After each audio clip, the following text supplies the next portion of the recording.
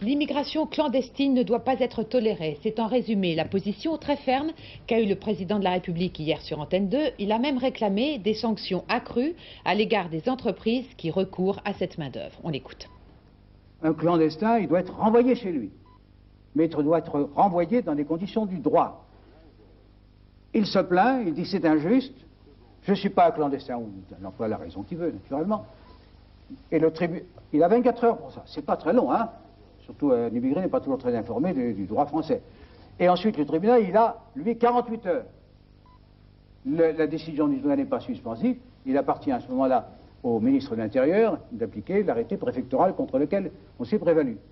Bon, voilà, c'est simple. Mais moi, je préfère 3 jours plutôt que l'injustice. On voit la passion avec laquelle vous traitez ce problème de l'immigration. Parce que pour moi, les droits, ça compte. Mais les clandestins, que ce soit simple, que les Français me comprennent, doivent être ramenés chez eux. Oui. Alors, sur l'immigration, justement, voici la réaction d'une association, France Plus, en particulier sur les clandestins dont vient de parler le président. Je vous dis tout simplement que ces immigrés ne tombent pas du ciel. Ces immigrés, il y a des filières et il y a des entreprises qui les utilisent. C'est clair? Alors, qu'est-ce qu'on veut?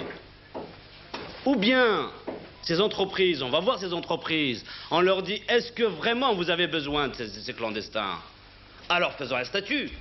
Ou bien vous n'avez pas besoin de ces clandestins, donc en ce moment-là, on les renvoie. On les renvoie, mais aussi dans le respect des règles de droit.